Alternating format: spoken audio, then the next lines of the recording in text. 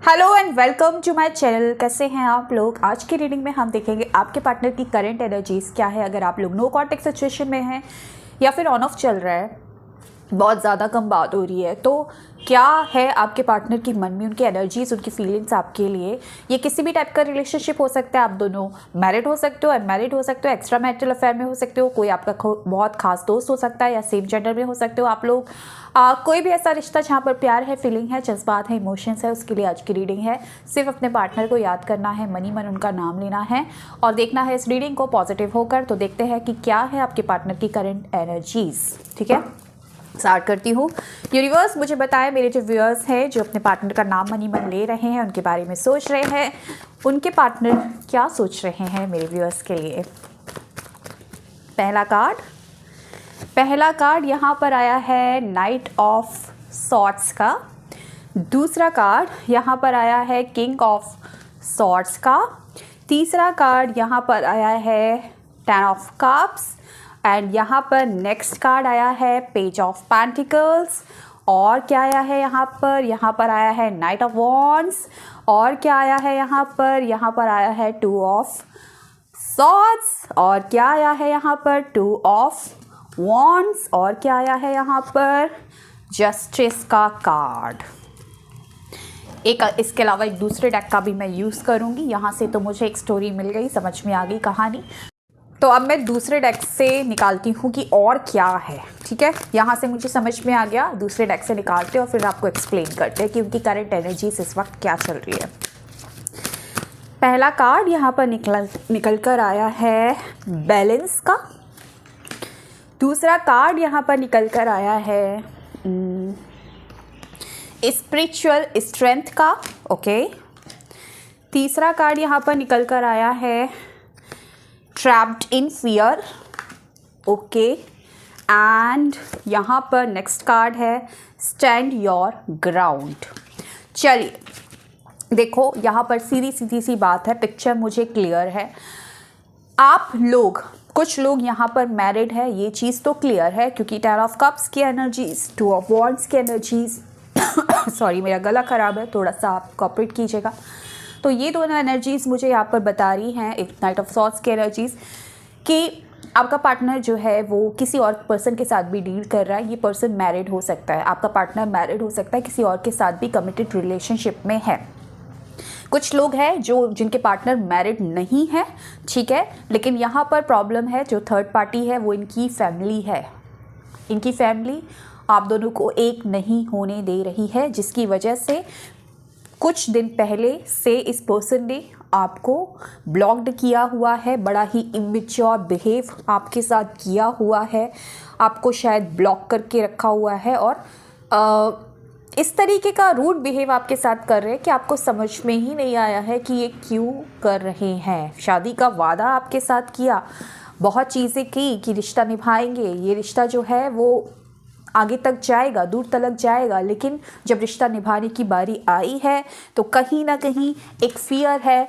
Trapped in fear का card मुझे बता रहा है, एक फियर है इनको, जो इनको आपके साथ आगे नहीं बढ़ने दे रहा। ये फैमिली का फियर है, चाहे ये मैरिड है तो इनके स्पाउस की तरफ से फियर आ रहा है कि अब कैसे होगा, प्यार तो कर लिया, वादा तो कर लिया, लेकिन कैसे निभाया जाए रिश्ता, क्योंकि तीसरा पर्सन भी है साथ में, चाहे इनका स्पाउस, चाहे फैमिली का डर है या अपने परिवार वालों का डर इसको सता रहा है, जिसकी वजह से पर्सन कहीं ना कहीं आपको कमिटमेंट नहीं दे पा रहा है। ये एक सिचुएशन निकल कर आई है और जिसकी वजह से आपको अवॉइड कर रहा है, ब्लॉक करके रखा है, ऑन ऑफ सिचुएशन दे रहा है, सेपरेशन दे रहा है, या बड़ा ही इमेच्योर बिहेव कर रहा है, जिसकी उम्मीद आपने इस पर्सन से नहीं की थी। लेकिन इस वक्त कहीं ना कहीं ये पर्सन ने कुछ ना कुछ डिसीजन ज़रूर लिया है, ये डिसाइड कर रहा है, एक डिसीजन ले रहा है, और ये डिसीजन कहीं ना कहीं इसकी स्पिरिचुअल स्ट्रेंथ को लेकर है। हो सकता है पिछले कुछ टाइम से ये पर्सन आपसे बात नहीं कर रहा है,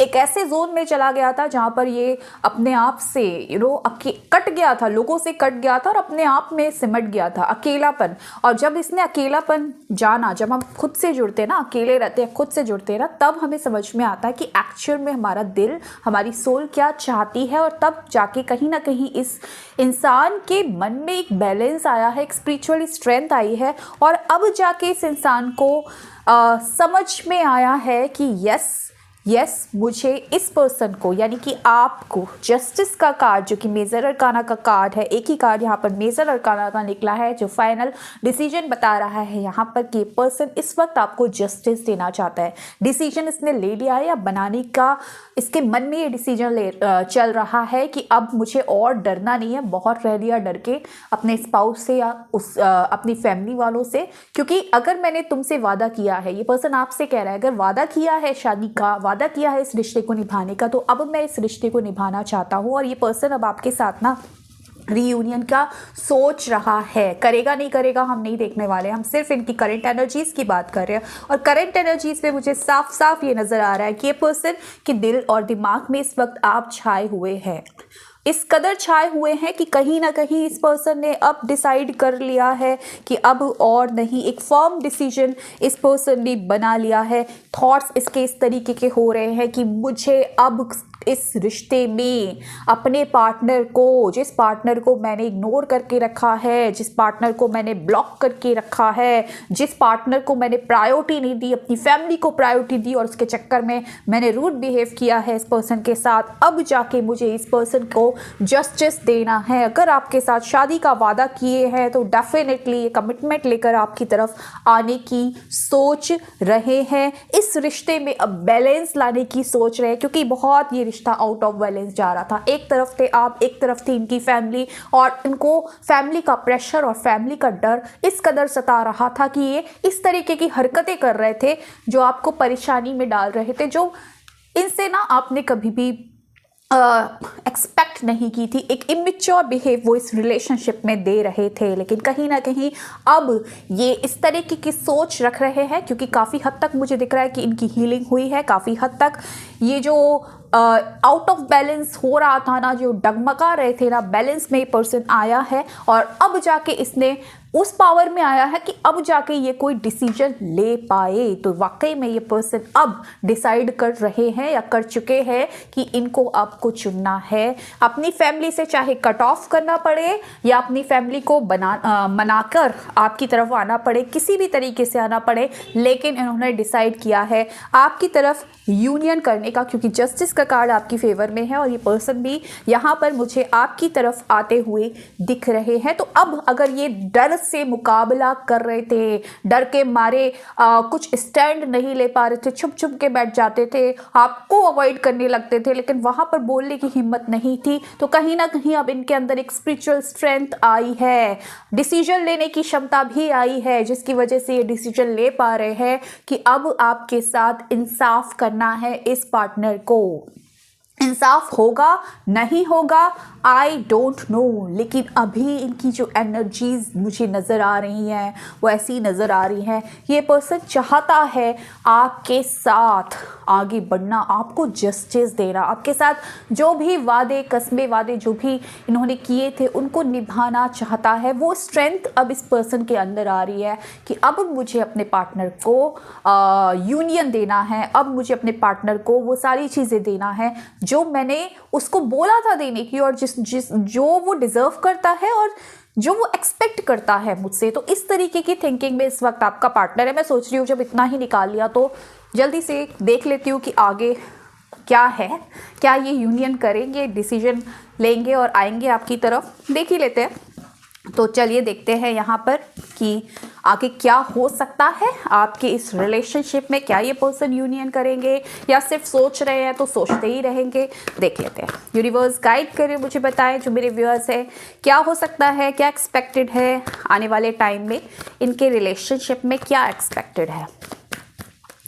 पहला कार्ड यहाँ पर आया है एस ऑफ वॉन्ड्स का, दूसरा कार्ड यहाँ पर आया है व्हील ऑफ फॉर्चून का, तीसरा कार्ड यहाँ पर आया है 10 ऑफ वॉन्ड्स का, चौथा कार्ड यहाँ पर आया है 9 ऑफ सॉर्ड्स का, इसके बाद कार्ड आया है यहाँ पर 9 ऑफ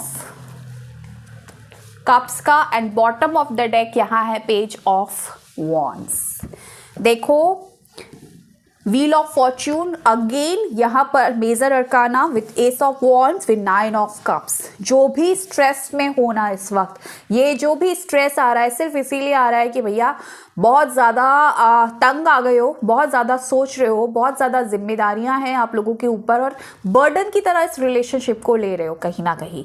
तो ये बर्डन को आगे भी अगर आप कैरी करना चाहोगे, अगर आप ज़्यादा सोचोगे तो वाकई में ये रिलेशनशिप आपके लिए बर्डन बन जाएगा। ये सिर्फ इसलिए बन जाएगा बर्डन, अगर आप क्या है कि छोटी छोटी चीज़ें होती है ना कि बात नहीं हो रही है, या फिर अपने आपको लग रहा है कि अपनी फैमिली की ज़्यादा सुन रहा है, अब सोच सोच के परेशान हुए जा रहे हो कि अरे अरे अरे ऐसा कैसे हो गया, उसने उसको कैसे प्रायोरिटी दे ली, उसने अपनी वाइफ की सुन ली, उसने अपने हस्बैंड की सुन ली, मेरी नहीं सुनता है, या इस तरीके की चीज़ें अगर आप करोगे, छोटी छोटी मुझे परेशानियां दिख रही है आपकी रिलेशनशिप में जो आगे भी आ सकती है और हर एक रिलेशनशिप में आती है, लेकिन उन परेशानियों के बारे में सोच सोच के इतना टेंशन में आ जाते हो, इतना स्ट्रेस और इतना बर्डन ले लेते हो कि ये चीज़ें ना रिपीटेशन में आती है, साइकिल लूप में चलती जाती है, जो आगे भी चल सकती है। और ये बहुत कम टाइम के लिए है। ये तभी है जब आप अभी से सोच रहे हो, अभी से ज़्यादा नेगेटिव हो रहे हो, क्योंकि देखो डेस्टिनी में क्या है, डेस्टिनी में इनका मिलना है, डेस्टिनी में क्या है, डेस्टिनी में अगेन मुझे 3 कार्ड जो मिल रहे हैं मैं अभी बताती हूँ।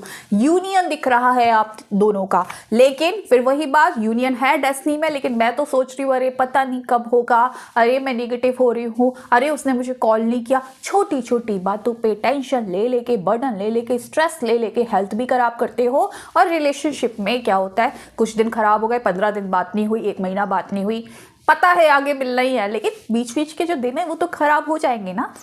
तो इन एनर्जीज को अगर आप अवॉइड करना चाहते हो तो अभी से मैं बोल रही हूँ पॉजिटिव रहना शुरू कर लो। क्यों रहना शुरू कर दो, क्योंकि ये जो कार्ड यहाँ पर एस ऑफ वॉन्ड्स, ये पर्सन एक्शन लेगा, ये सिर्फ सोच नहीं रहा है, ये आएगा भी आपकी तरफ। और व्हील ऑफ फॉर्च्यून, कहीं ना कहीं यूनिवर्सल पावर आपकी तरफ है और वाकई में जो एफर्ट्स डाले जाएंगे ना इस रिश्ते में उस इंसान की तरफ से, और जो एफर्ट्स आप डाल रहे हैं, कहीं ना कहीं विश फुलफिलमेंट का कार्ड ये बता रहा है कि आप भी मैनिफेस्टेशन में लगे हुए हैं, आप भी एनर्जेटिकली कहीं ना कहीं प्रे कर रहे हो, टेक्निक लगा रहे हो, या कुछ भी पॉजिटिव सोच रहे हो। तो पॉजिटिव ही सोचना है आपको, क्योंकि आपकी विश फुलफिलमेंट होने वाली है, पूरे होने वाली है सारी इच्छा। पर्सन आपकी तरफ आने वाला है और ज़िंदगी इस रिश्ते के साथ बदलने वाली है। दैट मीन्स जो भी प्रॉब्लम्स इस रिश्ते में अभी आप फेस कर रहे हो, जस्टिस मिलेगा आपको। मैंने बोला ये देना चाहते हैं और वाकई में आपको देंगे, और जितनी भी प्रॉब्लम्स आप दोनों के बीच में वो सारी सॉर्ट आउट हो जाएंगी।